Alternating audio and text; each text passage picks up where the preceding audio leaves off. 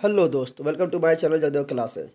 आप लोग के काफ़ी हाई डिमांड पर हम लेकर आ गए हैं सब्जेक्टिव का क्वेश्चन आंसर जो काफ़ी वीवीआई है, जो बोर्ड एग्जाम में आने का संभावना है। आप लोग जानते हैं कि फिजिक्स का, बायोलॉजी का और केमिस्ट्री का द्वितीय प्रश्न का सब्जेक्टिव का वीडियो हम अपलोड कर चुके हैं। और ऑब्जेक्टिव का तो पूछो ना, ठीक है ना। ऑब्जेक्टिव का सब सब्जेक्ट का, चाहे वो हिंदी का हो, एक वीडियो में जितना भी ऑब्जेक्टिव अभी तक पूछा गया सब अपलोड कर दिए हैं। संस्कृत का भी अपलोड कर दिए हैं, हिंदी का भी अपलोड कर दिए हैं, साइंस का, फिजिक्स, केमिस्ट्री, बायोलॉजी का अलग अलग अपलोड कर दिया है, जितना भी अभी तक पूछा था ऑब्जेक्टिव का, ठीक है ना। और थी क्या बोलता है उसको, मैथ में जो है चैप्टर बाय चैप्टर चल रहा है, चैप्टर 3 तक पहुंच गया है, ठीक है ना। ऐसे तो मैथ तो लगभग समाप्त होने वाला है, लेकिन हम बता रहे हैं वीवीआई के बारे में बता रहे हैं, ठीक है ना। और आज हम लेकर आ गए तुम लोग को हिंदी का जो बोर्ड एग्जाम में आएगा क्वेश्चन, जो काफ़ी गेस क्वेश्चन है, ठीक है, जिसको आने संभावना है। वो पूरा हिंदी का निचोड़ देखेंगे, थोड़ा वीडियो बड़ा होगा, ठीक है ना। फटाफट थोड़ा फास्ट टाइम निकलने की कोशिश करेंगे, ठीक है। तो आज जितना भी हिंदी में जो आने का संभावना है बोर्ड में, ठीक है ना, वो क्वेश्चन हम लेकर आए हैं। आप लोग को पहले ये क्वेश्चन देखना है, उसका टाइम बचे तो और क्वेश्चन देख लेना है, ठीक है ना। तो चलो करते हैं स्टार्ट। अभी तक जो सब्सक्राइब नहीं किया है, देखो तुम्हारा मोबाइल के बगल में वो लाल ऐसा लिखा है सब्सक्राइब, उसको टिप कर सब्सक्राइब कर लो जो नया है बिल्कुल इस चैनल पर। और लाइक भी करो और अपने दोस्तों के भी शेयर भी करो। ऐसा ना सोचो कि मेरा दोस्त भी पढ़ लेगा तो हमसे ज़्यादा नंबर लाएगा, ऐसा बात कुछ नहीं है, ठीक है। चलो करते हैं स्टार्ट, ठीक है। तो सब्सक्राइब कर लो। और तुम लोग जानते कहते हैं कि मेरा कॉमेडी वाला चैनल है जिसका नाम है जगदेव ब्लॉग, इसको भी जो सब्सक्राइब नहीं किया है वो सब्सक्राइब कर लो, ठीक है ना। और एक मेरा है जीके जीएस मस्ती, एक मेरा क्या है, तो एक मेरा है जीके जीएस मस्ती है, उसको भी जो सब्सक्राइब नहीं किया सब्सक्राइब कर लेना है। और सब वीडियो मेरा कैसे मिलेगा, तो मैं जानना कहता है कि साइंस तो हम 2 महीना पहले ही ख़त्म कर दिए और सभी सब्जेक्ट का क्वेश्चन आंसर भी करवा दिए, उसका भी सब वीवीआई सब A to Z डाल चुके हैं। और सोशल साइंस भी खत्म होने वाला, सोशल साइंस से पहले हिस्ट्री खत्म होगा तो हिस्ट्री का वीवीआई डाल देंगे, सब्जेक्टिव ऑब्जेक्टिव तो डाल चुके हैं। उसके बाद जो है तुम्हारा फिर इकोनॉमिक्स खत्म हुआ तो इकोनॉमिक्स में जो वीवीआई है वो डाल देंगे, सब्जेक्टिव का ऑब्जेक्टिव तो सबका डाल चुके हैं, ठीक है ना। तो बारी बारी सब डाल देंगे, उसको संस्कृत का भी डाल देंगे, ठीक है। तो सबका वीवीआई सब्जेक्टिव खत्म हो जाएगा, ऑब्जेक्टिव भी खत्म हो जाएगा। मेरा सब वीडियो ना, मेरा फोटो पर नजर आ रहा है, मेरा फोटो पर क्लिक करना, प्ले लिस्ट का ऑप्शन जाना, तुम लोग को A to Z सारा वीडियो मिल जाएगा। क्लास 10th का हर सब्जेक्ट का, चाहे हिंदी हो या संस्कृत हो या व्याकरण हो, ठीक है ना, हर सब्जेक्ट का वीडियो आप लोग को मिल जाएगा। अब मैथ तो समाप्त होने वाला ही है, ठीक है। चलो करता है स्टार्ट। देखो बहुत क्वेश्चन है, ठीक है ना। जो जो गेस क्वेश्चन है उसी को हम लेकर आए हैं, फटाफट निकल रहा है, ठीक है ना। पहला क्वेश्चन मेरा है, देखो पहले यह जान लो श्रम विभाजन जाति प्रथा क्या है। तो श्रम विभाजन जाति प्रथा एक भाषण है जो भीमराव अम्बेडकर ने दिया था। यानी श्रम विभाजन जाति प्रथा किसने लिखा, तो भीमराव अम्बेडकर ने लिखा था, ठीक है ना। और ये अंग्रेजी में लिखा था, इसका हिंदी अनुवाद किया था ललई सिंह यादव। कौन किया था, ललई सिंह यादव किया था। और ये क्या है, एक भाषण है, ठीक है ना। और इसको लिखा था डॉक्टर भीमराव अम्बेडकर जो संविधान का निर्माता है, ठीक है। और हम जानते हैं कि भीमराव अम्बेडकर जन्म कहाँ हुआ था, महू मध्य प्रदेश में हुआ था, 14 अप्रैल 1891 में हुआ था। इतना तो हो गया ऑब्जेक्टिव के लिए, ठीक है। देखो पहला क्वेश्चन जो पूछता है तो लोग को वो इंपॉर्टेंट क्वेश्चन जो हुआ है, भीमराव अम्बेडकर किस विडंबना की बात करते हैं, लेखक किस विडंबना की बात करते हैं, विडंबना का स्वरूप क्या है। तो ये क्वेश्चन पूछे या इस तरह क्वेश्चन पूछे, दोनों क्वेश्चन एक ही है, ठीक है ना।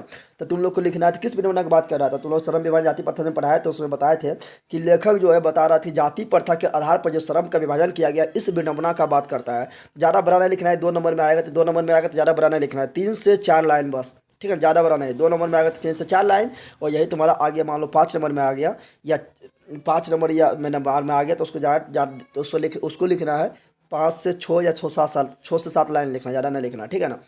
चलो हिंदी में बता रहे हैं, ठीक है, हिस्ट्री में थोड़ा बड़ा हो जाता है, ठीक है। तो चलो देखो क्या बोल रहा है, तो बोला लेखक भीमराव अम्बेडकर किस विडंबना की बात करते हैं। तो हम लोग जानते हैं कि आधुनिक युग में जातिवाद का पोषण होना, ठीक है ना। कि भीमराव अम्बेडकर अपना जो कहानी है सर्वविवाह जाति प्रथा उससे बताया था कि अभी का युग में भी जातिवाद का पोषण होना, इस पोषक की कमी नहीं होना, ठीक है ना। इस तरह की प्रथा को बढ़ावा देना, यानी जातिवाद की प्रथा को बढ़ावा देना लेखक के विचार में क्या विडंबना की बात है, क्या है? यानी श्रम के आधार पर जाति के आधार पर श्रम का विभाजन कर देना आधुनिक युग में भी लेखक को जो इस प्रकार की प्रथा को जो बढ़ावा दे रहा है, इस विचार को लेखक क्या करता है, विडंबना का बात करता है। तो ज़्यादा बड़ा नहीं लिखना है, बस इतना ही लिख देना, अपना मन से भी लिख देना है। जैसे हम कुछ अपना मन से बोले तो वो भी लिख दो, ना तो यही लिख दो, ना समझ आ रहा है तो क्या लिखना है, लिखना है कि आधुनिक युग में जातिवाद का पोषण होना है, जातिवाद का अभी भी पोषण हो रहा है, कितना लोग सपोर्ट कर रहा है, इसके पोषक की कमी नहीं होना, और अभी भी कमी नहीं हो रहा है, जातिवाद को अभी भी बढ़ावा जो मिल रहा है, इस तरह की प्रथा को बढ़ावा देना लेखक के विचार से क्या विडंबना की बात कहा गया है, ठीक है ना। अगला क्वेश्चन जो इम्पोर्टेंट है, वो तुम्हारा ये है। हर चैप्टर से मात्र कॉलम चैप्टर से तो हम एक लिए हैं, कॉलम चैप्टर से 2 गो ले लिए जो इंपॉर्टेंट है, ठीक है ना। अगला है जाति प्रथा को स्वाभाविक विभाजन क्यों नहीं माना जा सकता है। तो सिंपल बात है, जाति प्रथा को स्वाभाविक विभाजन इससे नहीं माना जा सकता है कि लोहार है तो लोहार काम करेगा, सोनार है तो सोनार काम करेगा, बढ़ई तो बढ़ई काम करेगा, ऐसा जरूरी नहीं है। जिसके पास टैलेंट है वो आगे बढ़ सकता है, ठीक है ना। इसलिए स्वाभाविक विभाजन नहीं, क्योंकि ये जाति के साथ श्रम का भी विभाजन कर देता है, ठीक है ना। इसलिए ये अच्छा विभाजन नहीं है। तो यही लिखना है, भारतीय समाज में जाति प्रथा श्रम विभाजन का स्वरूप रूप नहीं कही जा सकती है। इसमें पूरा है, तुम लोग को कविता वाला और सेकंड जो कविता है दही वाला मंगमाओ मत सब ले लिए हैं, ठीक है ना। तो बोला जाति प्रथा श्रम विभाजन का स्वाभाविक रूप क्यों नहीं किया जा सकता है, क्योंकि भारतीय समाज में जाति प्रथा जो श्रम विभाजन का स्वाभाविक रूप नहीं कहे जा सकते। क्यों नहीं कही जा सकती है, क्योंकि यह मनुष्य की रुचि पर आधारित नहीं है। सिंपल बात है, अगर मान लो कि कोई व्यक्ति है, मान लो कि वो क्या है, बढ़े ही है, और उसको हम बोल रहे हैं कि पढ़ लिख के नौकरी लेंगे, अलग काम करेंगे, लेकिन उसकी जाति बोलेगा नहीं तुम बढ़ाई ला काम कर, तो उसका रुचि पर आधारित नहीं है।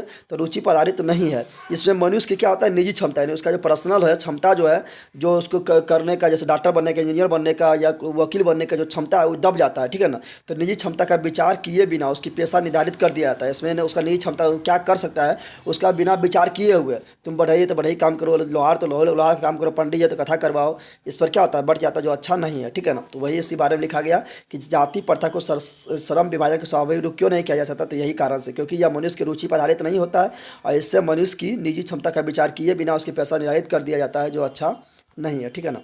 अगला इंपॉर्टेंट क्वेश्चन जो है वो हम देखते हैं चैप्टर नंबर 2 में है। ये तो हम फोटो खींच लिए थे, ये बता दीजिए। चलो अगला जो इंपॉर्टेंट क्वेश्चन है वो डायरेक्ट पूछता है कि खोखा किन मामलों, पहले देख लो ये 20 के दांत है। 20 के दांत कौन लिखा था, नलिन विलोचन शर्मा लिखा। कौन लिखा था, नलिन विलोचन शर्मा लिखा था। 20 के दांत जो है क्या है, कहानी है, ठीक है ना। अब देखो इसमें बोला गया खोखा के बारे में। खोखा अमीर बाप के बेटा होता है सेन साहब के, और खोखा बोलता है पुत्र को, ठीक है ना। खोखी बोलते हैं पुत्री को, ठीक है ना, बांग्ला भाषा में। और कासू जो होता है मदन का जो पुत्र होता है, मदन का पुत्र नहीं, गेंदालाल का जो पुत्र होता है मदन, इसके खोखा के डांटे तोड़ देगा, ठीक है ना। खोखा का वास्तविक नाम होता है कासू। क्या होता है, कासू। तो बोल रहा है किन मामलों में अपवाद था, तो मामला में इसलिए अपवाद था क्योंकि जब सेन साहब को पूरा उम्मीद छूट गया था कि उसका कोई संतान होगा, कि 5 को से पुत्री था तो कोई पुत्र होगा, उसका उम्मीद एकदम छोड़ दिया था। तो बुढ़ापे में जाकर एक बेटा खोखा का उसका जन्म हुआ था। क्या हुआ था, खोखा का जन्म हुआ था। इसलिए खोखा जो है इस जीवन के मामले में भी अपवाद हो गया था। नहीं, जब अब उम्मीद एकदम छूट गया था तब उस समय उस खोखा हुआ था, नहीं जीवन के मामले में भी उम्मीद हो गया था। और एकलौता हो गया था तो उसका पुत्री के लिए, 5 पुत्री के लिए अलग नियम था। इसके उन्होंने पूरा आज़ादी दे दिया, छुट्टा साड़ की तरह छोड़ दिया था इसको। तो ये घर के नियमों के मामले में भी अपवाद था। बस इतना ही लिख देना है। अब देखते हैं किताब में क्या दिया हुआ है। सेन साहब एक अमीर आदमी था, सही बात है। खोखा उनके बुढ़ापों के आंखों के तारा था, बताया था कि बुढ़ापा में इसका जन्म हुआ था, ठीक है ना। जब सेन साहब बूढ़ा हो गया था, इसलिए मिसेस सेन ने उसे काफ़ी छूट दे दिया था, क्योंकि 5 पुत्री में एगो बेटा था तो काफ़ी छूट दे दिया था, कुछ नहीं बोलता था। तो खोखा जीवन के मामले में भी क्या हुआ, अपवाद। तो वही यहाँ पर हो गया, क्या यहाँ पर हो गया, घर के नियम जीवन के नियम के मामले में अपवाद था ही, और साथ साथ एकलौता होने के कारण इसलिए यह स्वाभाविक हो गया, क्या हुआ, घर के मामले में भी अपवाद हो गया। लड़की के लिए पूरा सख्त नियम 5 के लिए, इसको खुला साड़ की तरह तोड़ रहा है। कुछ घर तोड़ दिया, गाड़ी तोड़ दिया, बोल तोड़ दिया, तो बोला मेरा बेटा इंजीनियर बनेगा, ठीक है ना। चलो अगला क्वेश्चन देखते हैं हम, चैप्टर नंबर ये वाला 20 के दांत। तो 20 के दांत क्या बोलेगा, क्या बोलेगा, ये 5 नंबर में आएगा जब आएगा, ठीक है ना। तो बोलेगा 20 के दांत के शीर्षक की कथा लेकर, यानी शीर्षक से क्या समझते हैं 20 के दांत से, ठीक है ना, यानी जहर वाला दांत से, यानी अमीर का क्या होता है, जहर का दांत होता है, उसी से आप क्या समझते हैं उसके बारे में पूछ रहा है, लिखना है। तो उसके बारे में लिखने के लिए हम जानते हैं कि 20 के दांत में क्या है, गरीब और अमीर के बीच बताया गया कि अमीरों का सोच गरीब के प्रति किस तरह होता है, ठीक है ना। और महल वाला झोपड़ी वालों के लिए किस तरह सोचता है, और बोलता है कि जो गरीब का जो बच्चा होता है चोर बनता है, डाकू बनता है, और अपना बेटा में इंजीनियर का गुण देखता है, उसी बारे में बताया गया है। तो सिर्फ 1-2 बार पढ़ना है, ठीक है ना, हिंदी में कुछ नहीं है। कहानी तुम समझा हुआ तो 1-2 बार पढ़ेगा, बस अपने मन से लिख देगा, बाकी बार याद नहीं करना है, कभी भी याद नहीं करना है। बस कहानी को समझना है और 1-2 बार इसका करना है, आंसर को पढ़ लेना है। बस अपने मन में जो आएगा वो लिख देगा, ऐसे कम शब्द में लिखा जाएगा तो अच्छा बात है, ठीक है ना। तो ज़्यादा दिमाग नहीं लगाना, इसको कभी याद करने मत बैठ जाना, ठीक है ना। 1-2 बार पढ़ेगा समझ आ जाएगा। कोई कहानी में जानने का था कि अमीर और गरीब के बीच बताया गया, झोपड़ी वाला महल की लड़ाई में बताया गया है। और अमीर लोग जो है किस प्रकार सोचता है कि गरीब का बच्चा है चोर बनता है, डाकू बनता है, अपना बेटा में इंजीनियर का गुण दिखाई देता है, वही सोचता है। तो ये सब खाली समझ लेगा, बस लिख लेगा। तो बोला 20 के दांत महल और झोपड़ी की लड़ाई की कहानी है, सही बात है। मदन द्वारा पीटे जाने पर खोखा के दांत टूट जाते हैं, तो बताए थे दांत तोड़ देता है मदन, तोड़ के उसके लौटना चाहने आता है। तो वे अमीरों का प्रदर्शन प्रियता और गरीबों पर उनका अत्याचार के विरोध एक चेतावनी था। क्या था, तो गरीबों पर जो अत्याचार कर रहा था, उससे मदन क्या हुआ था, क्रोध हो गया था, कितना बार उकसाएगा अत्याचार को, तो उसको डर छोड़ दिया था। सशक्त विद्रोह है, यही इस कहानी का लक्ष्य है। अतः निस्संदेह कहा जा सकता है कि विष के दांत जो है इस दृष्टि से बड़ा ही सार्थक शीर्षक है। शीर्षक के बारे में पूछा है तो बोलेंगे सार्थक शीर्षक है, नहीं शीर्षक जो कहानी रखा है कहानियाँ के विष के दांत, ये एक नंबर शूट कर रहा है कहानियाँ में, ठीक है ना। अमीरों के विष के दांत तोड़ कर मदन ने जिस उत्साह, ओज और आग का परिचय दिया है, वह समाज के जाने कितने गिरधर, यानी गिरधर के बेटा मदन था, तो गिरधर के लाल यानी गिरधर के लाल यानी बेटा मदन के लिए गर्वोल्लास की बात है। इसमें लेखक द्वारा किया गया संदेश मार्मिक बन गया है, ठीक है ना। तो बस यही लिख देना था। तो इसको एक दो बार पढ़ना तो आपको समझ आ जाएगा क्या हमको लिखना है, नहीं लिखना है, रटना कभी नहीं, रटेगा तो कभी ना हो पाएगा। अब अगला देखते हैं, चैप्टर नंबर पहुँचते हैं, भारत से हम क्या सीखें। तो इसमें जो पहला इंपॉर्टेंट क्वेश्चन है, भारत से हम क्या सीखें। हम जानते हैं कि भारत से हम क्या सीखें, ये क्या है, तो ये एक मेरा भाषण है जो कि कौन लिखा था, मैक्स मुलर ने लिखा था। और मैक्स मुलर का जन्म कहाँ हुआ था, मैक्स मुलर का जन्म जर्मनी में हुआ था। कहाँ हुआ था, जर्मनी में मैक्स मुलर का जन्म हुआ था। और मैक्स मुलर को स्वामी विवेकानंद ने इसे वेदांतियों का वेदांती कहा है। काफ़ी इंपॉर्टेंट क्वेश्चन है सब जो बता रहे हैं, जो हम बता देते हैं कुछ से कुछ इंपॉर्टेंट होता है तो बता देते हैं उसके बारे में, ठीक है ना। और ये क्या है, भाषण है, क्या है, भाषण है। और ये जो है कंठ एवं केन नामक उपनिषद को जन्म भाषा में अनुवाद करवाया था, ठीक है। अब देखते हैं क्वेश्चन क्या है मेरा। लेखक ने नया सिकंदर किसे कहा है, नया सिकंदर लेखक ने उसे कहा है जो भारत में आकर खोज करना चाहता है, कुछ नया सीखना चाहता है, उससे बोला था नया सिकंदर। क्या बोला था, नया सिकंदर। ऐसा कहना क्या उचित लेखक के लिए अभिप्राय है, या ये क्वेश्चन बोले, या लेखक ने नया सिकंदर किसे कहा ये बोले, या लेखक ने नया सिकंदर किसे कहा, ऐसा कहना एक उचित है, यानी कुछ भी लिख दे तीनों में से, तीनों क्वेश्चन वही है, ठीक, लिखने का तरीका अलग है।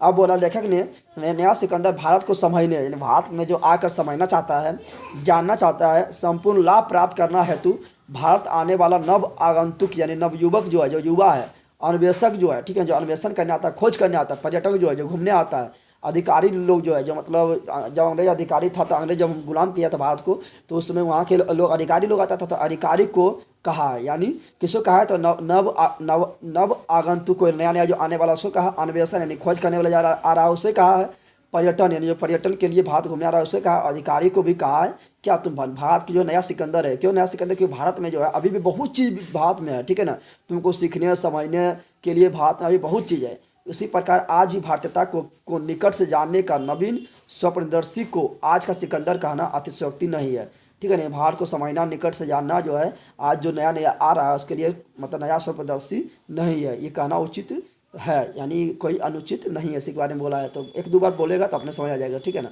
अगला जो है इंपॉर्टेंट क्वेश्चन है, इसी चैप्टर से है, दूसरा है। दूसरा क्या बोलता है, वो बोलता है क्या, जो इंपॉर्टेंट है सिर्फ हम वही बता रहे हैं, ठीक है ना। ये सब परीक्षा की दृष्टि से हम पहले एक बार जरूर देख के जाना, काफ़ी काम करेगा।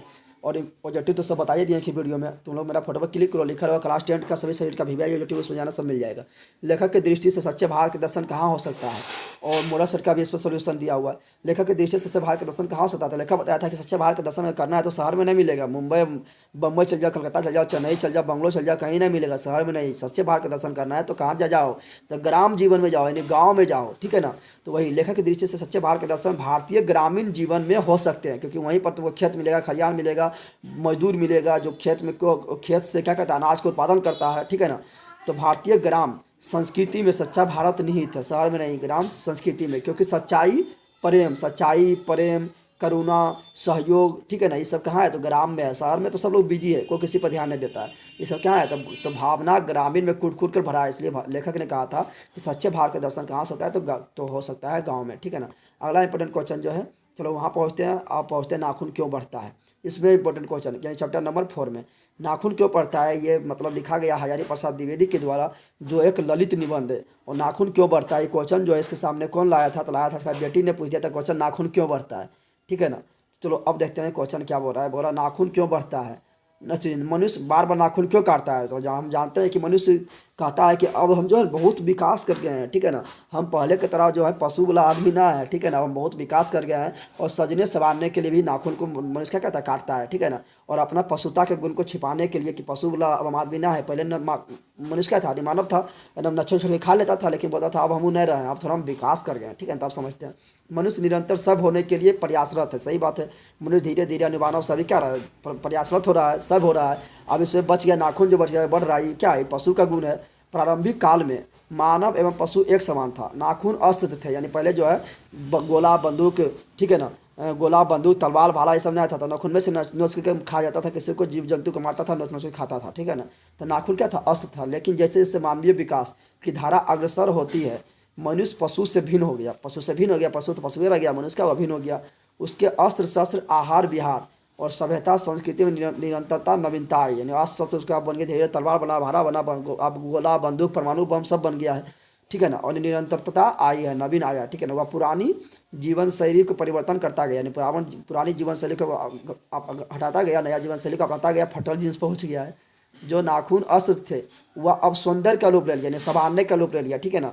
यानी तुम्हारा मतलब सुंदरता के बढ़ाने का रूप ले लिया, अलग अलग प्रकार काटेगा। लड़की लोग तो उसमें 3-4 कलर लगा लेगा नाखून में, ठीक है ना। इसमें एक नयापन लाना है, इसे संवारने में पशु से भिन्न देखने के लिए नाखून मनुष्य को क्या करता है, नहीं, नाखून को मनुष्य काट देता है, क्या करता है, काट देता है, ठीक है ना। तो यही लिखना है, इसको 2-3 बार पढ़ना है, आप लोग को आपने समझ आ जाएगा कि क्या लिखना है नहीं लिखना है। कभी भी इस याद नहीं करना है, ठीक है ना। हम एक खाली तुमको सोचने की क्षमता बता रहे हैं कि इसको 2-3 बार पढ़ो, कोई भी कथी को 2-3 बार पढ़ो, ठीक है ना।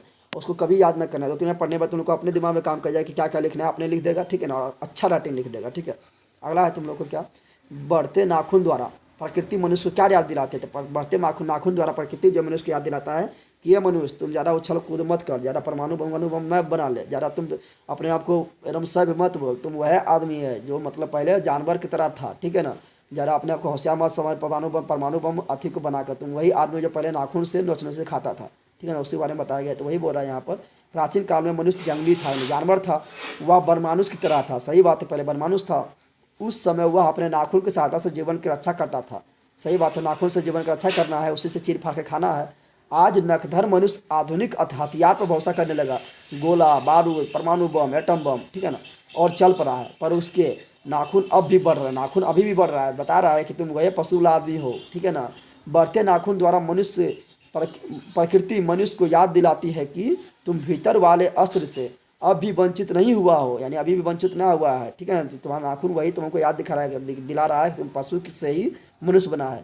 तुम्हारे नाखून को भुलाया नहीं जा सकता है, तुम अब वही प्राचीनतम नख एवं दंत, नख से नोचने वाला, दंत से चीरने फाड़ने वाला आश्रित वाले जीव हो, पशु हो, की समानता तुम में अभी भी विद्यमान है, यही बताया जा रहा है, ठीक है ना। तो इसमें इसका आंसर इसको 2-3 बार पढ़ेगा तो अपना समझ आ जाएगा, ठीक है ना। अब बढ़ते हैं आगे। आगे है मेरा चैप्टर नंबर नागरी लिपि। नागरी लिपि किसने लिखा था? गुणाकर मूल्य। किसने लिखा? गुणाकर मूल्य लिखा, जो एक निबंध है, ठीक है ना। अब देखते हैं इसका। तो बोला नागरी लिपि कब एक सार्वदेशिक रूप में बन गया? नागरी लिपि जो था कब पूरा जगह में, पूरा भारत में फैल गया था लगभग, कब एकदम सार्वदेशिक रूप में बन गया था? तो इसका काफ़ी छोटा आंसर है, मतलब अच्छा आंसर है, ठीक है ना। ईसा के 8वीं से 11वीं, ये तो ऐड करना पड़ेगा, ये तो समझने ना है।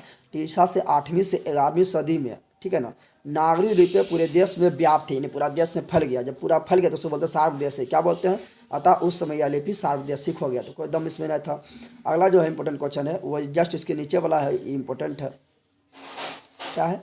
ये वाला है, नागरी को देवनागरी क्यों कहा गया? नागरी लिपि को ही देवनागरी लिपि कहा गया। हम जानते हैं कि जो हम लोग का जो हिंदी लिखते हैं किसमें लिखते हैं? देवनागरी में लिखते हैं, मराठी लिखते हैं देवनागरी में लिखते हैं, यानी अधिकांश भाषा देवनागरी में लिखा जाता है। लेकिन पंजाबी जो गुरुमुखी लिपि में लिखा जाता है, अंग्रेजी जो रोमन लिपि में लिखा जाता है, ठीक है ना। तो बोला नागरी को देवनागरी क्यों कहते हैं? लेखक की समझ में क्या बताता है?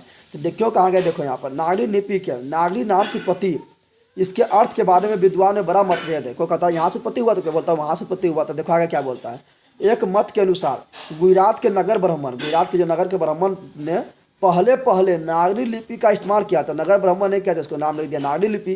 लेकिन कोई विद्वान मानता है कि ना, ही ना हुआ, ठीक है ना। ये दूसरा विद्वान मानता है कि एक दूसरे मत के अनुसार बाकी नगर सिर्फ नगर है, परंतु काशी देव के नगर है, देवता का नगर है, इसलिए इसका नाम देवनागरी पड़ गया है। इसलिए काशी में प्रयुक्त लिपि को देवनागरी कहा। तो बस 1-2 बार पढ़ना है, बस समझ आ जाएगा अपने, ठीक है ना।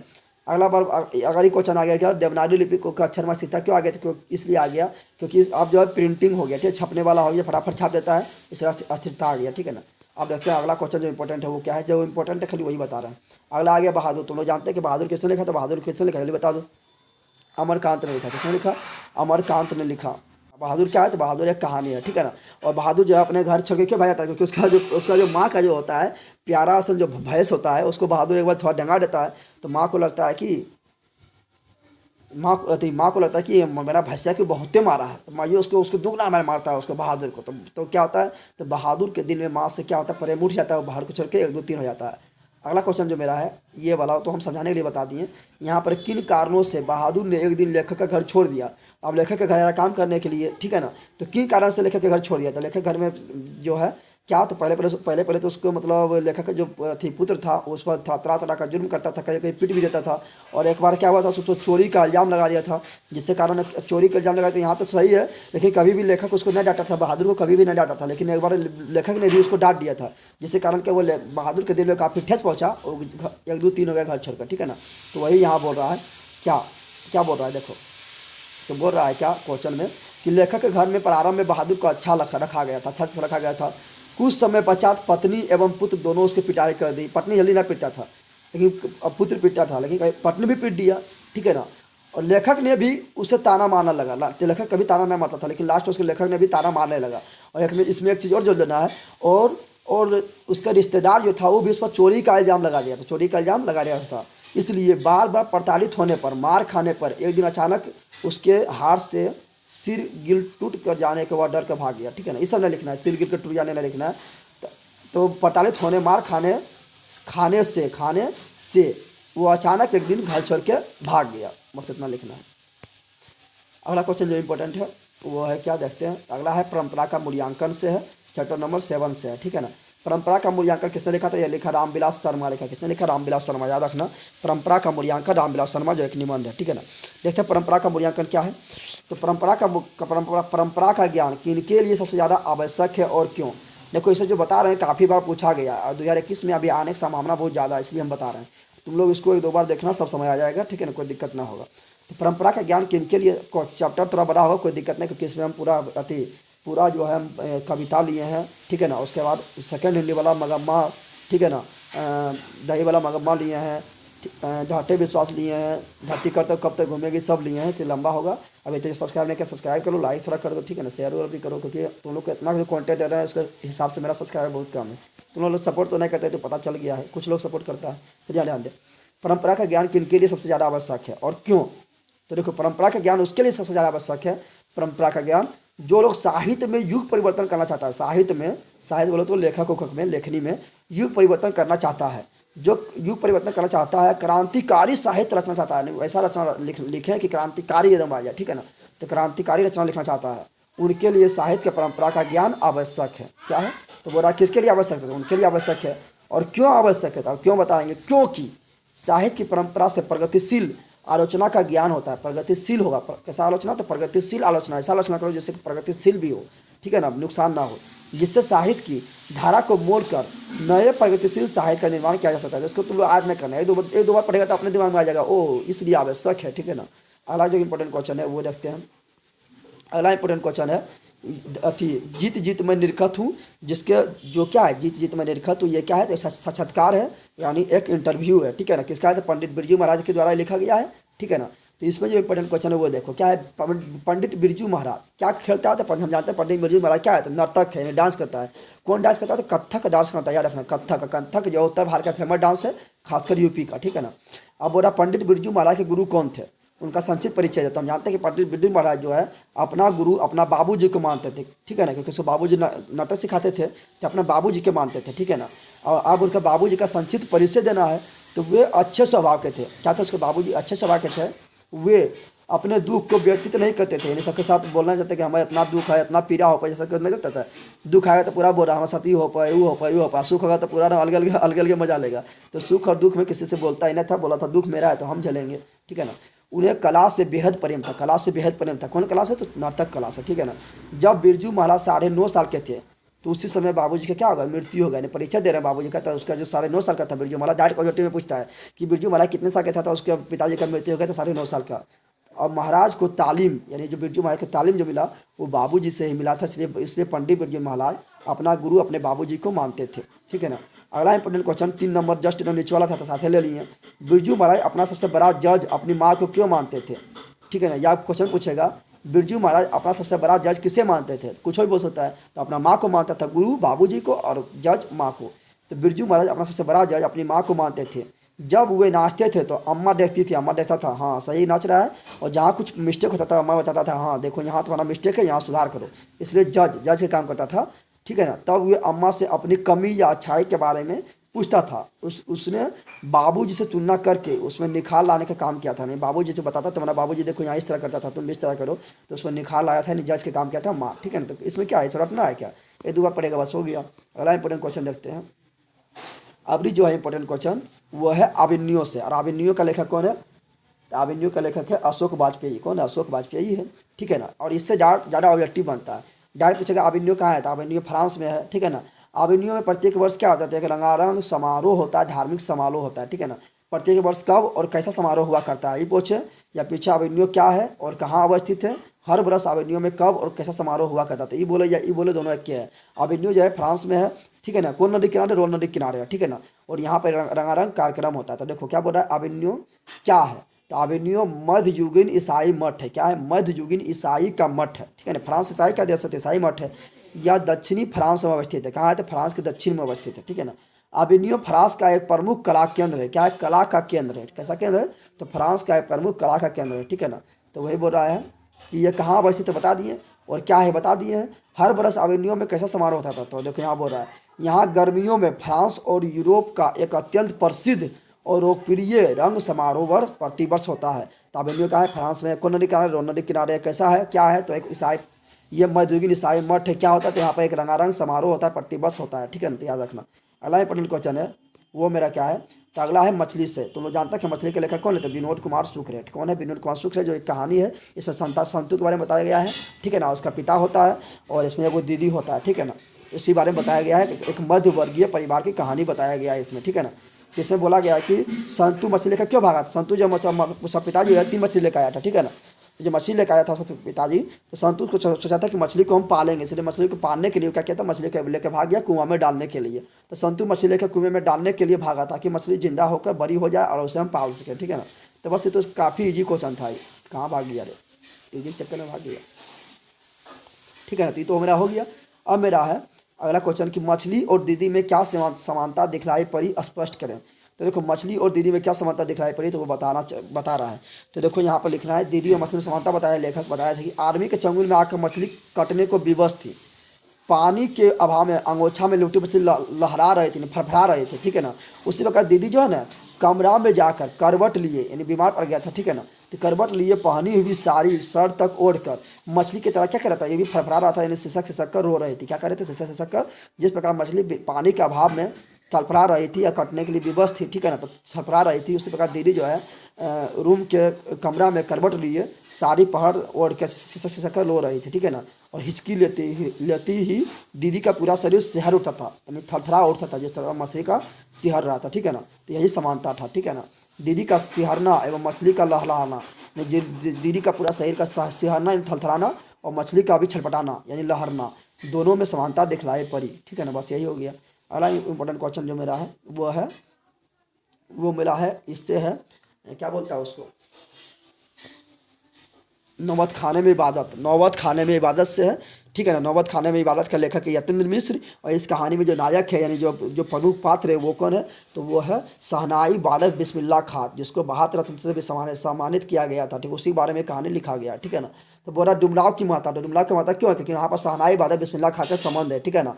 किस कारण से है, तो सिंपल लिखना, डुमराव की माता शहनाई के कारण है। शहनाई कारण क्यों, क्योंकि यहाँ पर प्रसिद्ध शहनाई वादक बिस्मिल्लाह खां का जन्म हुआ था डुमराव में। कहाँ हुआ था, डुमराव में, इसलिए शहनाई का, डुमराव का क्या अपना महत्व है, क्या अपना महत्व है। शहनाई बजाने के लिए जिस रीढ़, अब बोल रहा है क्या किस कारण से है, डुमराव की माता किस कारण से है, तो लिख दिए। अब तो शहनाई के बारे में बता दो, तो यहाँ तक भी लिख देगा तो तुम्हारा आंसर करेक्ट हो जाएगा, क्योंकि इतने पूछ रहा है, ठीक है ना। लेकिन और कुछ लिखना है 2 लाइन तो लिख सकता है, शहनाई बजाने के लिए जिस रीढ़, शहनाई बजाने के लिए क्या करता है, रीढ़ का प्रयोग करता है। तो जिस रीढ़ का प्रयोग होता है वो कहाँ मिलता है पता है, तो वो डुमराव में मिलता है, जो विशेष प्रकार का घास से बनाया जाता है, घास नरकट से बनाई जाती है, जो डुमराव में सोन नदी किनारे मिलता है, इसलिए डुमराव का महत्ता है, ठीक है ना। और प्रसिद्ध बिस्मिल्लाह खां जो था शहनाई वादक था, और इसको शहनाई वादक खाने से क्या मिला था, इसको मिला था भारत रत्न। अगला क्वेश्चन जो है इंपॉर्टेंट है वो क्या है देखते हैं। तो अगला इंपॉर्टेंट क्वेश्चन है कि संस्कृति, यहाँ ध्यान दो, सभ्यता और संस्कृति से है, जिसका लेखक है कौन, तो महात्मा गांधी है। और ये क्या है, तो ये व्यक्ति चित्र है। क्या है, व्यक्ति चित्र है, ठीक है ना। अब इससे इंपॉर्टेंट क्वेश्चन देखते हैं क्या है, गांधी जी के अनुसार शिक्षा का जरूरी अंग क्या है? पहले गांधी जी के बारे में बताते हैं। गांधी जी का जन्म 2 अक्टूबर 1870 को हुआ था।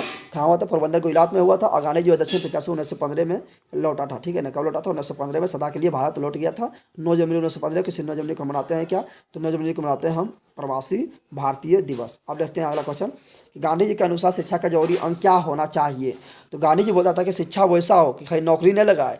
शिक्षा वैसा हो जैसे क्या हो? जिससे मनुष्य का हृदय का विकास हो। मनुष्य क्या हो? तो अहिंसा पर अथी करे, करुणा का विकास हो, प्रेम का विकास हो, सत्य का विकास हो, ठीक है ना।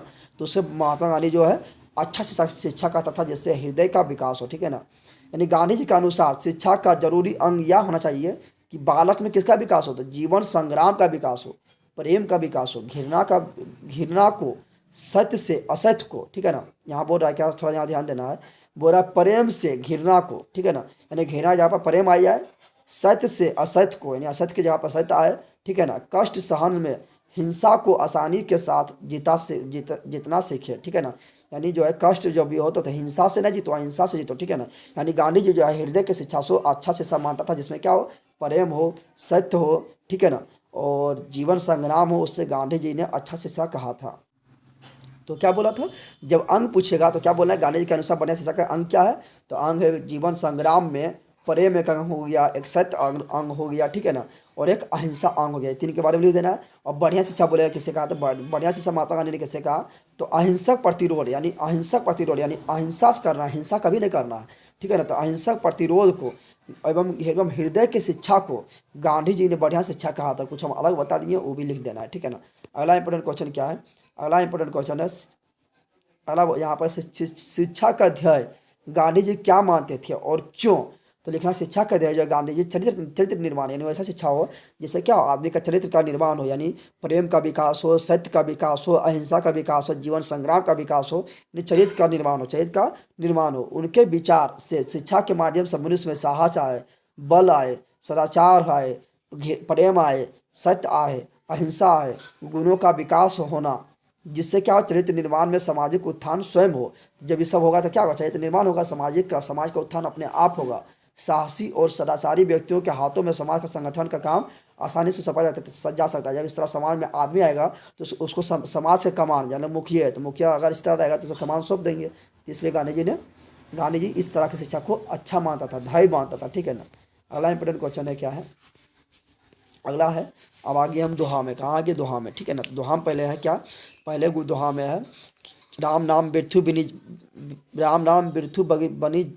सॉरी, राम नाम बिरथु बिन जगमा, और जो नर दुख में दुख नहीं माने। कौन लिखा था? तो गुरु नानक देव ने लिखा था। गुरु नानक देव का जन्म कब हुआ? 1469 में हुआ था।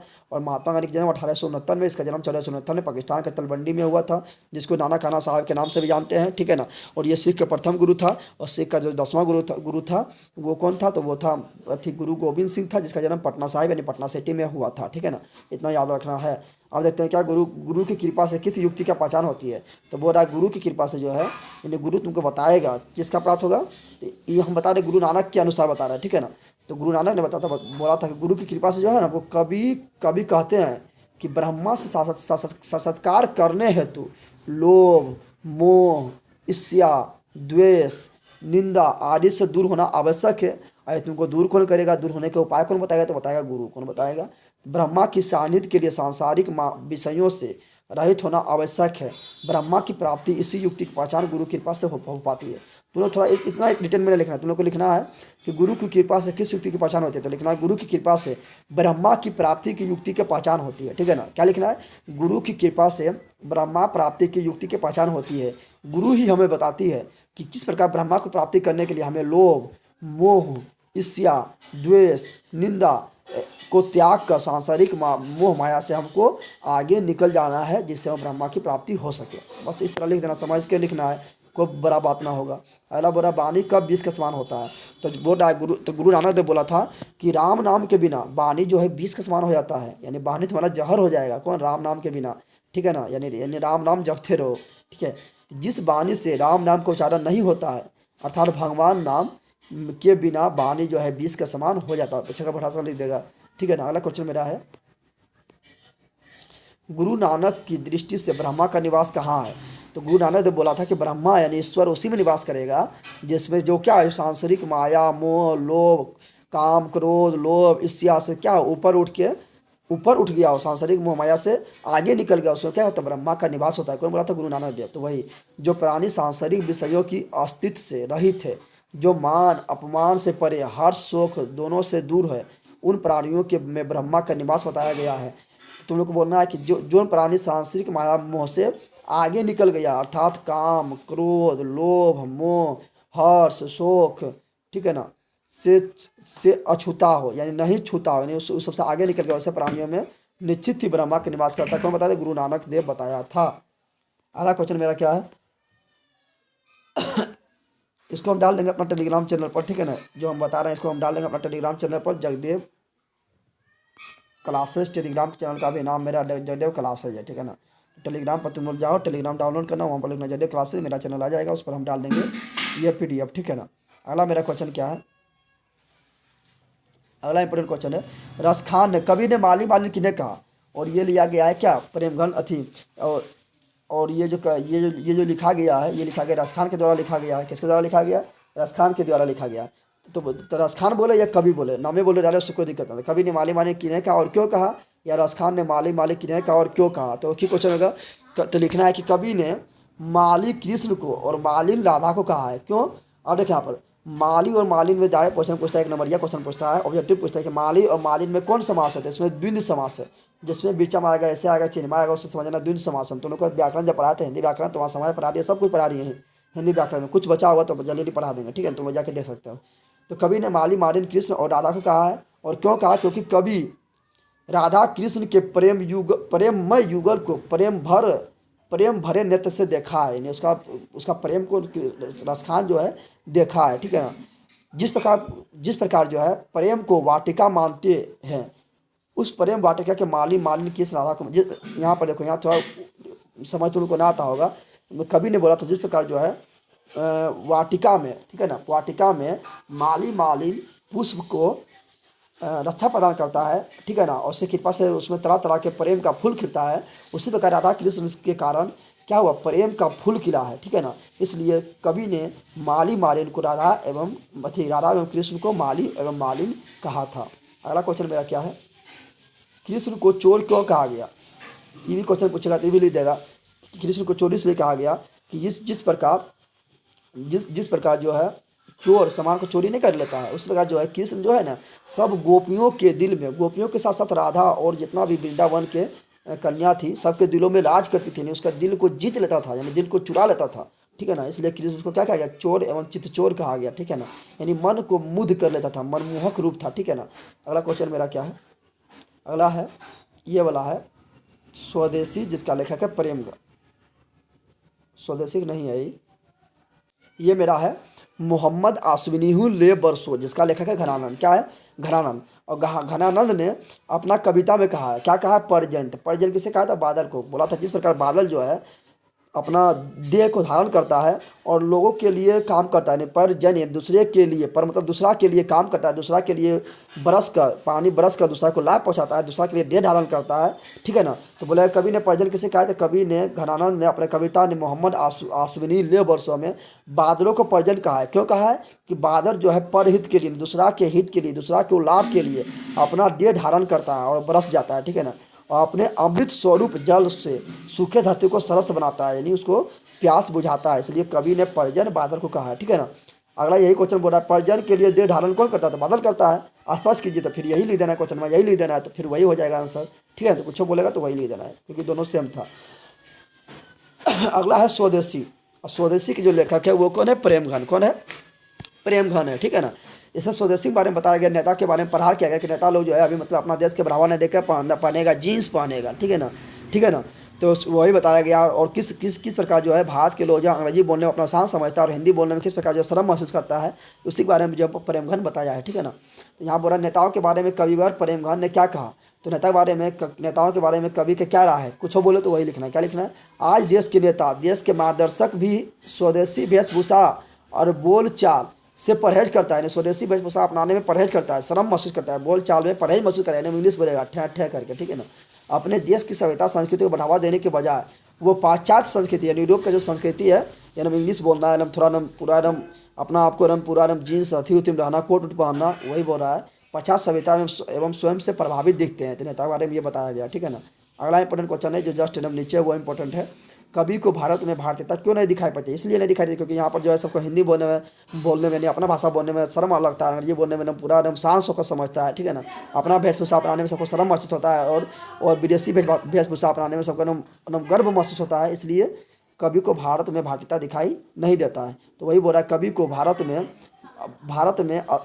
भारत में स्पष्ट भारतीयता दिखाई पड़, यहाँ ध्यान दो, सॉरी यहाँ ध्यान दो, यहाँ बोल रहा है कवि को भारत में स्पष्ट दिखाई पड़ता है कि यहाँ के लोग जो है ना विदेशी रंग में लगे हैं, भारत में ना विदेशी बोल बाला में लगे, फटल जीन्स पहनना है, एकदम पूरा छोटा कपड़ा पहनना है, तो है इंडस्ट्री फिल्मी दुनिया में पूरा वही अपना लिया है। खान पान एकदम चाउमीन चाट बर्गर, ठीक है, पिज्जा, ये सब क्या है, विदेशी है। खान पान बोल चाल एकदम अंग्रेजी बोलेगा, हाट बाजार, अर्थात संपूर्ण मानवीय क्रियाकलाप में अंग्रेजियत है, यानी पूरा अंग्रेजी है। कहीं पर तुम लोग को भारतीयता दिखाई नहीं मिलता है, ठीक है ना। अतः कभी कहते हैं कि भारत में भारतीयता दिखाई नहीं पड़ता है, बस यही लिख देना है। इसको दो बार पढ़ना, अपने समझ आ जाएगा, ठीक है ना। अगला है जो इम्पोर्टेंट है, भारत माता, जिसका लेखक है सुमित्रानंद पंत। क्या है? सुमित्रानंद पंत है भारत माता के लेखक, ठीक है ना। अब देखते हैं इसका कवि है। और याद रखना, सुमित्रानंद पंत जो है ना, सुमित्रानंद पंत को मिला है चिदम्बरा के लिए ज्ञानपीठ पुरस्कार मिला है। और अगला आएगा तुम्हारा रामधारी सिंह दिनकर, उनको उर्वशी के लिए मिला था, क्या उसको मिला था ज्ञानपीठ पुरस्कार। ऑब्जेक्टिव के लिए काफ़ी इंपॉर्टेंट था। भारत माता शीर्षक कविता में पंत जी यानी सुमित्रानंद पंत ने भारतीयों का कैसा चित्र बताया है, ठीक है ना। या ई बोले या ई बोले, सब एक के है, ठीक है ना। तो बोल रहा है कि भारत माता कविता में सुमित्रानंद पंत ने भारत का चित्र प्रस्तुत किया है कि गुलाम भारत में भारतीय लोग कैसा लहराया, उसके बारे में बताया गया है, ठीक है ना।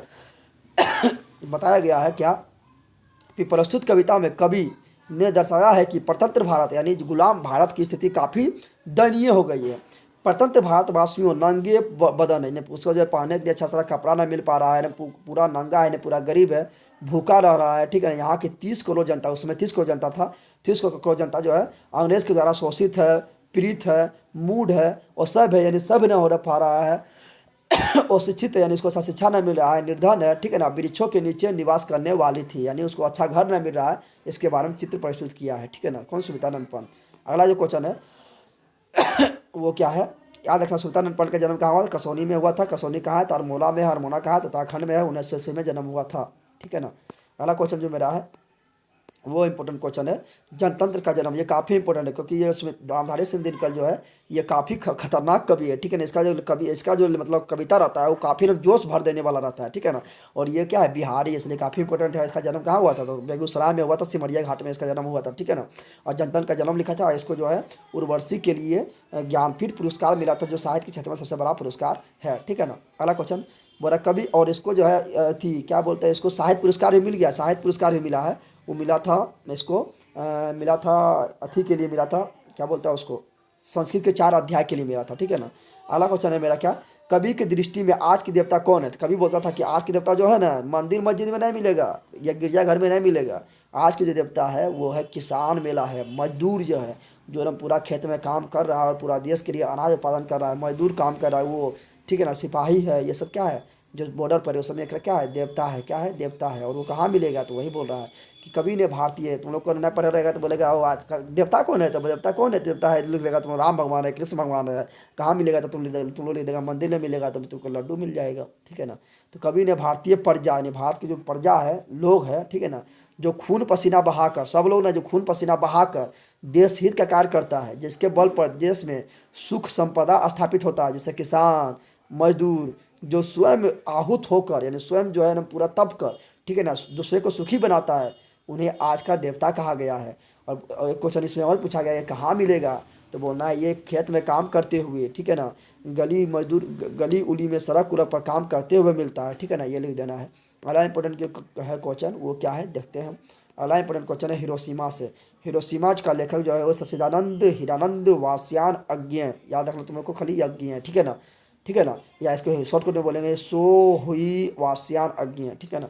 अब देखो इससे क्या है, ये हिरोशिमा जो है जापान का शहर है, इस पर जो है अमेरिका जो है 6 अगस्त 1945 को बम पटक दिया था। कौन बम पटक के? परमाणु बम पटक दिया था। तो उससे जो वहाँ पर जो पूरा जो भयानक जो दृश्य बना है उसके बारे में ये चित्रण किया गया है इस कविता में, ठीक है ना।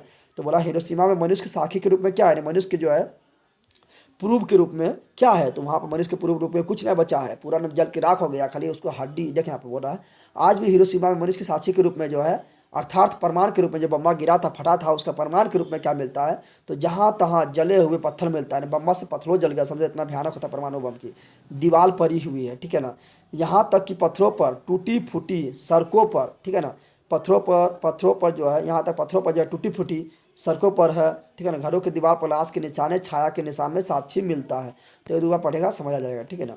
अगला क्वेश्चन जो मेरा है वो क्या है, अगला क्वेश्चन जो है मेरा एक ब्रिज की हत्या। तो एक ब्रिज की हत्या किसने लिखा था, कुंवर नारायण ने लिखा। डायरेक्ट क्वेश्चन पूछता है, ठीक है ना। इसमें जो है ब्रिज जो है थी ब्रिज के सहारे से एक ब्रिज के बारे में चर्चा करते हुए कवि ने पूरा पर्यावरण को समझा दिया कि किस प्रकार हमको पर्यावरण को बचाना चाहिए, पर्यावरण हम लोग के लिए कितना आवश्यक है, पर्यावरण से हम लोग को कैसे सुरक्षा प्रदान करता है, चौकीदार की तरह हम लोग को किस प्रकार सुरक्षा प्रदान करता है, उसके बारे में कवि ने बता दिया था कि पर्यावरण है तो हम है, ठीक है ना, पर्यावरण नहीं तो हम नहीं, ठीक है ना, कवि बताया, ठीक है। तो देखते हैं यहाँ पर कवि को बूढ़ा ब्रिज चौकीदार क्यों लगता है, क्योंकि कवि जो है ना, कवि एक ब्रिज के बाहर बहाने प्राचीन सभ्यता संस्कृति एवं पर्यावरण की रक्षा की चर्चा की है कि किस प्रकार एगो ब्रिज के बहाना जो है पूरा पर्यावरण की चर्चा कर दिया, किस प्रकार जो प्राचीन प्राचीन सभ्यता से लेकर संस्कृति से लेकर पर्यावरण की रक्षा एक ब्रिज करते आ रहा है, ठीक है ना। ब्रिज मनुष्यता का यानी मनुष्य जीवन का पर्यावरण एवं सभ्यता का प्रहरी है, इस क्योंकि ब्रिज है तो सभ्यता मेरा बच्चल आ रहा है, या प्राचीन काल से के लिए प्राचीन काल से मानव के लिए वरदान स्वरूप है। सिंपल बात है, वरदान स्वरूप है। जो ब्रिज नहीं रहेगा तो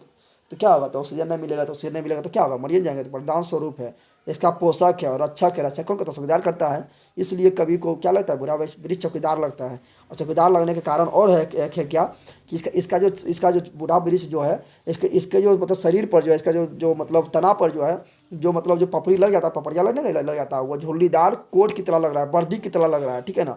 और एक जो बूढ़ा ब्रिज का जो एक जो तना निकला हुआ है वो लग रहा है कि उसके कंधा पर क्या रखा है, बंदूक रखा हुआ है। इसलिए कवि को जो है बूढ़ा ब्रिज चौकीदार लगता है, ठीक है ना। अगला क्वेश्चन मेरा क्या है, अगला क्वेश्चन जो है वो है हमारी नींद। हमारी नींद का जो लेखक है वो है बीरेन डंगवाल। कौन है, बीरेन डंगवाल है, याद रखना। और इसमें आरसी के बारे में बताया गया है कि आरसी लोग कैसे मतलब जो है अपना जीवन को बर्बाद कर लेता है, ठीक है ना। और इसमें मच्छी के जीवन कर्म पूरे होने के बाद बताया गया है, ठीक है ना। और इसमें बताया गया कि किस प्रकार जो है मतलब गरीबी बस्ती के बारे में उजागर किया गया, किस प्रकार वहाँ पर धमाके से जब जागरण होता है, ठीक है ना। तो वही बोला कि हमारी नींद कविता किस प्रकार के जीवन का चित्रण करता है। तो हमारी नींद कविता जो है सुविधा भोगी यानी पूरा ऐसो आराम की ज़िंदगी जी रहा है, सुविधा भोगी आराम पसंद जीवन यानी पूरा आरसी हो गया, आराम पसंद जीवन जीना चाह रहा है, अथवा हमारी बेपरवाही के बाहर विपरीत परिस्थितियों से लगातार लड़ते हुए बढ़ते जाने वाले जीवन का चित्रण करती है। क्या करती है, तो ये एक दो बार पढ़ेगा समझ आ जाएगा, ठीक है ना। अगला इंपॉर्टेंट क्वेश्चन मेरा क्या है, अगला है बेटे के आंसू कब आते और क्यों। तो ये जो लिखा गया है ये लिखा गया है किसके द्वारा, तो ये अनामिका के द्वारा लिखा गया है, ठीक है ना। और ये काफ़ी इंपॉर्टेंट है क्योंकि मात्र ये कवित्री है, बाकी सब कवि था, ठीक है ना। तो ये या बोले कवित्री के अनुसार बेटे का आंसू कब आता है और क्यों आता है। तो बेटा जो है मतलब सुजब को बता रहा है कि जब कोई भी लड़का जो है बच्चा जब उसका अपना जो है अक्षर ज्ञान सीखना प्रारंभ करता है तो को से ऐसा करता है तो उसको बहुत परेशानी होगा। चाहेगा ऐसे चिन्ह पा रहे तो उसे पढ़ा जाएगा ऐसे चिन्ह, लिखना चाहेगा ऐसे को तो लिखा जाएगा उसको ऐसे ऐसे ऐसे कैसे से लिख देगा, कहना मुश्किल है। यानी शुरू में उसको सीखने में बहुत परेशानी होता है, ठीक है। तो उसको आंसू आ जाता है, क्या होता है आंसू, यानी लिखते तो उसका हालत ख़राब हो जाता है। तो वही बोल रहा है सीखने के क्रम में बार बार प्रयास कर रहा है कि अब लिख देंगे को तो लिख नहीं पा रहा है, ठीक है ना। बारम्बार प्रयास करने पर भी जब बालक विफल हो जाता है तब विफलता पर आंसू आ जाते हैं, क्योंकि कठिनता प्रयास के बाद भी विफल होना कष्टदायी जीवन उत्पन्न करता है, ठीक है ना। कितना प्रयास किया तब भी नहीं खाया, मरिया खा गए हैं, चल आंसू आ जाएगा, ठीक है ना। अगला इंपॉर्टेंट क्वेश्चन जो है वो क्या है, वो है ये वाला लौट कर आऊँगा फिर, जिसका लेखक है कवि है जीवनानंदन दास, ठीक है ना। कहाँ आने की बात करता है तो अपना मातृभूमि कहाँ, तो ये बंगाल का कवि है तो बंगाल आने का बात करता है लौट कर, ठीक है ना। तो वही बोला है कवि किस तरह के बंगाल में एक दिन लौट कर आने का बात करता है। तो बंगाल के घास के मैदान जहाँ कपास के पेड़ है, वनों में पक्षियों की चहचहाट देखा था, सारस की शोभा अनुपम छवि निर्मित करता था। बंगाल की इस अनुपम सुशोभित एवं रमणीय धरती पर कवि पुनर्जन्म लेने की बात करती है। समझ आ गया ना, ठीक है। आगे क्वेश्चन देखते हैं, अगला क्वेश्चन क्या है मेरा, अब लास्ट क्वेश्चन है, ठीक है ना। मेरे बिना तुम प्रभु, इसका लेखक कौन है, तो इसका लेखक है मेरे बिना तुम प्रभु का लेनन मारिया लिल्के जो एक जर्मन कवि है। कैसा कवि है? जर्मन कवि, जो क्या है, एक जर्मन कवि है। तो वही जर्मन कवि में लेनन मारिया लिल्के ने बोला है कि भक्त है तो भगवान है, अगर भक्त ना है तो भगवान का भी अस्तित्व समाप्त है। यानी भक्त का, भगवान का अस्तित्व का क्यों है? क्योंकि भक्त है। और जब भक्ति ना रहेगा तो भगवान को कौन मानेगा? मानेगा कौन? नहीं। तो वही बताया गया है। किससे पूछेगा? कवि लेनन मारिया लिल्के ने अपने को जलपात्र, अपने को क्या कहा है? भक्त को क्या बोला? जलपात्र। और मदिरा क्यों कहा है? मदिरा क्यों कहा है बताना है। मदिरा यानी चढ़ावा करने वाला, पीने वाला। कभी अपने को भगवान का भक्त मानता है, ठीक है ना। भक्त की महत्ता को स्पष्ट करते हुए कवि ने भक्त का जलपात्र एवं मदिरा कहा है। क्यों कहा है? क्योंकि जलपात्र में संग्रहित होकर, यानी जलपात्र में जल जो जिसमें संग्रहित होता है, ठीक है, जलपात्र में संग्रहित होकर भगवान अपने अशुद्धता प्राप्त करता है, ठीक है ना। इसी तरह भक्ति रस के निकट आकर भगवान उससे क्या होता है? आलोकित होता है, ठीक है ना। रस यानी मदिरा, ठीक है ना। अगला क्वेश्चन देखते हैं। अगला जो क्वेश्चन है वो क्या है? सेकंड हेडिंग पहुंच गए। आप सेकंड हेडिंग बताएंगे उससे खत्म हो जाएगा, कोई दम थोड़े है। बोला दही वाली मगम्मा। तो दही वाली मगम्मा पहले जान लो। दही वाली मगम्मा के लेखक कौन है? श्रीनिवास है। कौन है? श्रीनिवास है। और ये कन्नड़ कहानी बोले तो कर्नाटक का कहानी है, ठीक है ना। कन्नड़ कहानी यानी कर्नाटक का कहानी ये है, ठीक है ना। दही वाली मगम्मा के लेखक कौन है? श्रीनिवास है। ये कन्नड़ कहानी है, ठीक है। इसमें सास बहू के झगड़ा के बारे में बताया गया है कि सास और बहू किस प्रकार जो है अपने अधिकार के लिए लड़ता है, ठीक है ना। उसके बारे में बताया गया है, ठीक है ना। तो देखिए यहाँ पर लगम्पा कौन था? तो लगम्पा जो गांव के जगह जुआरी, लंपट एवं यानी जुआरी था, ठीक है ना। लंपट था, बदमाश था, ठीक है ना। वो मगमा से क्या चाहता था? मगमा से पैसा चाहता था और उसका इज्जत भी लुटना चाहता था, ठीक है ना। तो वही बोल रहा है कि लगम्पा जो था वो गांव का लंपट था, जुगारी था, नशेरी था, सब था, ठीक है ना। जुआरी मारना, क्या मारना? जुआरी था। वह मगम्मा से धन चाहता था। इतना ही नहीं, वह मगम्मा को अनाथ समझ कर, अकेला समझकर उसका इज्जत भी लूटना चाहता था। कौन? लगम्पा, यानी ये गांव के लंपट एवं जुआरी था। कौन था? लंपट एवं जुआरी था। अगला इंपॉर्टेंट क्वेश्चन है वो क्या है? वो है मेरा कि दही वाली मगम्मा कहानी में बहू ने, यानी बहू जो था, नजम्मा जो था, वो सास को मनाने के लिए कौन सा तरीका,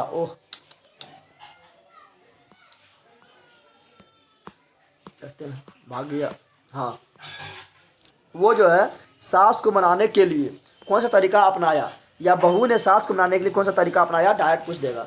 तो बहू जो है बुद्धिमान था, वो सोचा था बहू की कि जिस प्रकार जो है लगम्पा जो बनमसबा है, ये चाह रहा है कि मेरा सास अकेले है तो इसको हम पछवा ले लेते हैं और लूट लेते हैं, ठीक है ना। तो बहू होशियार था कि अगर इसको हम अपना सास को से नहीं मिलेंगे तो ये लगम्पा जो है फायदा उठा लेगा उसको अकेला समझ कर, ठीक है ना। इसलिए बहू क्या था? बुद्धिमान था। उसने सोच समझ कर अपना बच्चा को, जानता है कि जब किसी से लड़ा हुआ तो बच्चा से लेकिन कितना लड़ा हो जाए, लेकिन वो जो है पोता और दादी में बहुत प्यार होता है, ठीक है ना। तो वो क्या था, वो जो है बहू जो था उसने सोच समझ कर बच्चा को क्या किया, अपना दादी पास बोला, दादी पास जा दादी पास जा। दादी पास जाएगा तो क्या होगा? बच्चा और दादी में प्रेम बढ़ेगा तो धीरे धीरे सब परिवार अपने पास अपने आ जाएगा। तो दादी के पास भेज दिया।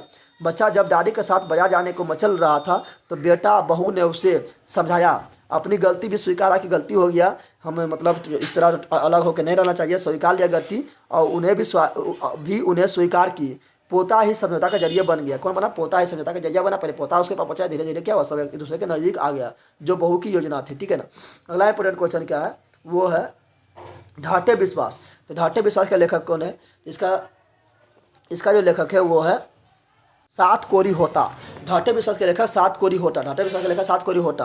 और इसमें बताया गया है एक लक्ष्मी नाम के एक औरत होती है, और वो जो एक मतलब गरीब घर की होती है, मतलब एक मध्यम परिवार का होता है। उसका पति जो कलकत्ता में काम करता है, और ये सब जो है मतलब एक ठो मतलब गांव के निकट एक ठो नदी होता है जिस पर मतलब बांध टूटने वाला होता है बाढ़ के कारण, ठीक है ना। तो इसमें प्राकृतिक आपदा के बारे में बताया है। प्राकृतिक आपदा, कभी बाढ़ आ जाता है तो कभी सुखाड़ आ जाता है, ठीक है ना। तो उसके बारे में बताया गया है, उसके बारे में चरित्र चित्रण किया गया है, ठीक है ना। और किस प्रकार जो है लक्ष्मी जो है मतलब साहसी होता है, ठीक है ना। अपना बेटा को भेज देता है, बांध को मतलब सुरक्षित करने के लिए भेज देता है, और किस प्रकार मतलब अपने आप के परिवार को चलाता है उसके बारे में बताया गया है, ठीक है ना। और इसमें लक्ष्मी के माँ के ममता के बारे में भी बताया गया है, ठीक है। तो देखो वही बोल रहा है क्योंकि चरित्र के बताना चरित्र के बारे में बताना, चरित्र कैसा था, बदमाश था कि अच्छा था, यानी ठीक है ना। तो लक्ष्मी ये आएगा तो तुम्हारा आएगा 5 नंबर में, ठीक है ना, यानी 2 नंबर 3 नंबर में आएगा, ठीक है। तो लक्ष्मी इस कहानी का प्रमुख पात्र है। सिंपल बात है, ढाटे विश्वास का प्रमुख पात्र कौन है? तो लक्ष्मी है। उसके व्यक्तित्व में कूट कूट कर धीरता यानी संकल्प, ठीक है ना, और साहस भरल है। क्या भरल है? साहस भरा हुआ है। गांव में मात्र 1 बीघा उसकी भूखंड है, यानी बहुत कम जमीन है, 1 बीघा भूखंड है, पर पूर्व अनुभव के आधार पर उसने घर छोड़ी और 9 गाँव, न तो उसने घर छोड़ा न तो गाँव छोड़ा। अच्युत यानी उसका बड़ा बेटा था अच्युत को भी समाज रक्षा में लगा दिया था, उसको अच्युत को भी जो है समाज की रक्षा के लिए लगा दिया था, ठीक है ना। उसके हृदय में मातृत्व की जलधारा बहती है, उसके हृदय में क्या है, माता के गुण बहता है, ऐसा नहीं कोई निर्दयी है, माता का गुण बहता है। अच्युत के लिए तो उसने विलम्ब किया ही, अच्युत के लिए क्या किया, विलम्ब किया ही।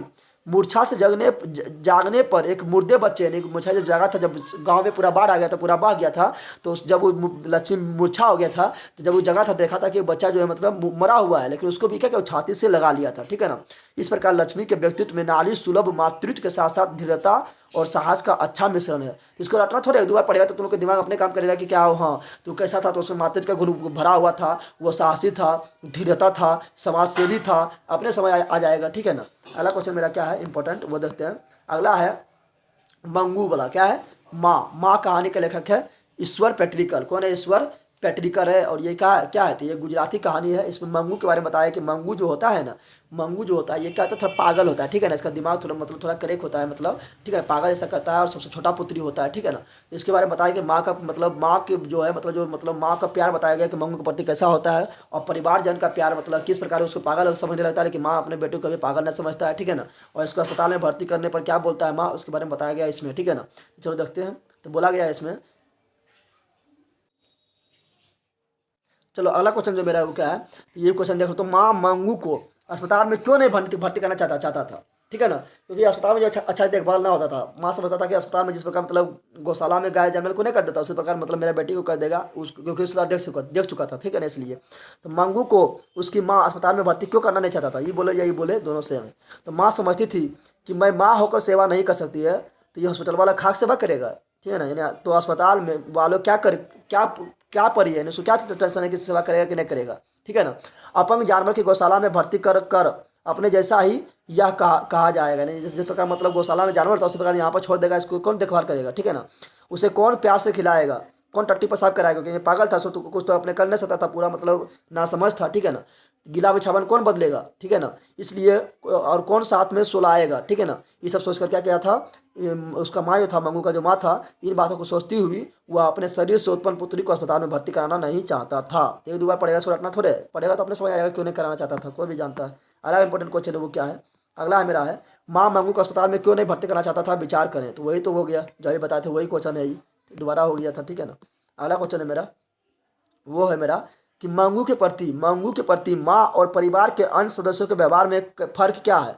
तो माँ जो है मतलब उसका पागले पुत्री था, लेकिन उसे हमेशा प्रेम स्नेह करता था, उसको उसका मतलब लाल प्यार देता था, ठीक है ना। लेकिन परिवार के अन्य सदस्य का जो व्यवहार बदल गया था। तो वही बोल रहा है कि मंगू जन्मजात पागल थी, यानी जन्मजात क्या था, पागल थी, और मुक्त थी यानी बोल नहीं सकती थी, ठीक है ना, यानी गूंगी थी, ठीक है ना। फिर भी माँ का व्यवहार जो है उससे वात्सल्यपूर्ण यानी प्यार पूर्वक था, ठीक है ना। उसका टट्टी पेशाब साफ करती थी, खिलाती थी, सुलाती थी। किंतु उसका जो भाभी जो घर में था, जैसा भैया मंगू के भैया का जो कन्हैया था, नहीं भाभी, ठीक है ना, किंतु भाभी उससे घृणा करती थी, ठीक है ना। भाभी तो करने लगा, साथों साथ भैया भी धीरे धीरे घृणा करने लगा, ठीक है ना। बहन भी कहती थी कि माँ का लाल प्यार ने इसे और अधिक पागल बना दिया है। बहन भी कहने लगी, कौन, मंगू का जो बहन था वो भी बोलने लगा, ठीक है ना। भाइयों का व्यवहार भी उसमें प्यार युक्त नहीं था। तो यही इसका फर्क देखा गया था। तो एक दो बार पढ़ेगा अपने समझ आ जाएगा, इसको रखना थोड़ा है। ये तो तुम लोग को घर में भी देखता है, तो अपने घर से तुलना कर लेना। अगला क्वेश्चन, पपाती कौन था, वह शहर क्यों लाए गए। तो ये जो पपाती जो है ये किस कहानी से लिया गया, तो नगर कहानी से लिया गया है। नगर कहानी के कहाँ का है, तो ये मेरा तमिलनाडु के, यानी तमिल कहानी ये है, ठीक है ना। और इसका लेखक कौन है, इसका लेखक सुजाता है। कौन है, सुजाता है। सुजाता का पूरा नाम क्या है, तो एस श्रीनिवासन, ठीक है ना, श्री रंगराजन, ठीक है ना। पापा थी सुजाता का पूरा नाम है, ठीक है ना। अब यहाँ ध्यान देते हैं, वह शहर क्यों लाई गई। तो हम जानते हैं पपाती का जो है इसको बीमारी हो जाता है, कौन बीमारी होता है, तो दिमागी बुखार होता है, ठीक है ना, जिसको बोलते हैं मेनिनजाइटिस। क्या बोलते हैं, मेनिनजाइटिस बोलते हैं। और मेनिनजाइटिस बीमारी को दिखाने के लिए, क्योंकि पहले गाँव में दिखाता तो गाँव के डॉक्टर से ठीक ना हो पाता, तो गाँव के डॉक्टर सलाह देता है कि ले चल जाओ बड़ा अस्पताल, यानी शहर ले चल जाओ, बड़ा शहर ले चल जाओ, ठीक है ना। तो वहाँ देखेगा, तो पपाती को इलाज के लिए, ठीक है ना, बड़ा शहर लाता है, ठीक है ना। क्यों लाए गए, तो वही बोला है, पपाती जो था, पपाती वल्ली अम्माल की पुत्री थी, और गांव के प्राइमरी हेल्थ सेंटर के डॉक्टर के कथानुसार मदुरै शहर, तमिलनाडु के बड़ा शहर है मदुरै शहर के बड़े अस्पताल में चिकित्सा के लिए लाई गई थी। बस इतना लिख देना है, 2 नंबर से पूछेगा तो कितना लिखना है, ठीक है ना। क्यों लाए गए थे वही बता दिए, क्यों लाए गई। अगला क्वेश्चन देखते हो क्या है, अब खत्म होने वाला है। अब ले आएगा, धरती कब तक घूमेगी। धरती कब तक घूमेगी, जब तक तुम मतलब तुम्हारा सब खानदान खत्म हो जाए, मतलब धरती बहुत समय तक घूमेगा। चलो देखो अब आ गया व्याख्या करने वाला, दोबारा व्याख्या कर रहा है, ठीक है ना। व्याख्या करने वाला इस तरह पूछ देगा, बताओ कि धूप में, बारिश में, गर्मी में, सर्दी में हमेशा चौकन्ना अपनी खाकी वर्दी में। ये प्रस्तुत पाठ कहाँ से लिया गया? प्रस्तुत पाठ लिया गया है एक वृक्ष की हत्या से लिया गया है। और एक वृक्ष की हत्या जो है ये लिखा गया किसके द्वारा? कुंवर नारायण के द्वारा लिखा गया। तो पहले लिखना है तुम लोग को, इसका जब व्याख्या करना पड़ेगा। इस तरह जब व्याख्या करने वाला रहेगा तो उसमें लिखना है कि प्रस्तुत पंक्ति एक वृक्ष की हत्या से लिया गया है जिसे कुंवर नारायण के द्वारा लिखा गया है। कभी कहना चाहता है कि अब लिखना है, कभी देख के ही लिखना है, ठीक है ना। इसमें उन्हें लिखा गया तो लिख देना है, ठीक है ना। कभी ने प्रस्तुत पंक्ति में कहना चाहता है, क्या कहना चाहता है तो ये लिख देना है क्या कहना चाहता है, ठीक है ना। और अगला इंपॉर्टेंट जो है वो तुम्हारा ये वाला है, व्याख्या करने वाला ये इंपॉर्टेंट है कि सर्दियों की ठंडी बुझी राख सुबह उठी, मिट्टी सोने के ताज पहने इतलाठी। इतने देगा, दुए लाइन देगा, ठीक है ना। 4 लाइनें देगा, चारों लाइन देगा तो लिख लेना, लेकिन दुए लाइन आने के चांस है, ठीक है ना। तो इसके बारे में लिखना, जिसके बारे में लिखना है पहले कि प्रस्तुत पंक्ति जो है ये जनतंत्र के जन्म से लिया गया है, जिसे गांधारी सिंह दिनकर के द्वारा लिखा गया है। इसमें कवि कहना चाहता है, क्या कहना चाहता है तो लिखना है कि इसमें कवि कहना चाहता है कि यहाँ कवि जनतंत्र के आगमन का संकेत करते हुए साम्राज्यवादियों को जनता के लिए राजगद्दी छोड़ने का निर्देश करता है कि राजगद्दी छोड़ दे, जनता जाग चुका है, अंग्रेज भाग नहीं तो थपड़ा थपड़ा मारेंगे, ठीक है ना। कवि कहता है कि जनतंत्र के आगमन से युगों युगों तक जनता के हृदय की आग बुझकर ठंडी हो चुकी है, ठीक है ना। अब तुमको उठा पटक देगा अंग्रेजवा को, उसमें भी चेतना और सुबुहाट पैदा हो गई है और धरती पर सोने के ताज पहने इठराने लगी है, ठीक है ना। यहाँ तक लिखना है, 2 लाइन का व्याख्या कर देना है। और अगर ये लाइन का व्याख्या करना है, अगर ये अलग से आ गया तो इसका अलग से व्याख्या करना है तो फिर लिखना है प्रस्तुत पंक्ति जो है जनतंत्र का जन्म से लिया गया, जिसे कवि गांधारी सिंह दिनकर यानी कभी कहना चाहता है, क्या कहना चाहता है तो यहाँ से लेके यहाँ तक कहना चाहता है लिख देना है, ठीक है ना। जो लाइक नहीं किया लाइक करो, और सब्सक्राइब जो यहाँ बगल में हमारा लिखल है ना तो पढ़ने आता सब्सक्राइब, देखो लिखल है SUBS लिखल है, उसको सब्सक्राइब करो और शेयर करो जरूर। चाहे कोई भी रहो, भैया हो या भाभी हो या तुम्हारा दोस्त हो या दोस्तिनी हो, सब पर शेयर करो। बूढ़ा हो या बूढ़ी हो, सब पर शेयर करो। तुम शेयर नहीं करता है, तब लेकर आएंगे संस्कृत वाला, ऐसे नहीं लेकर आएंगे।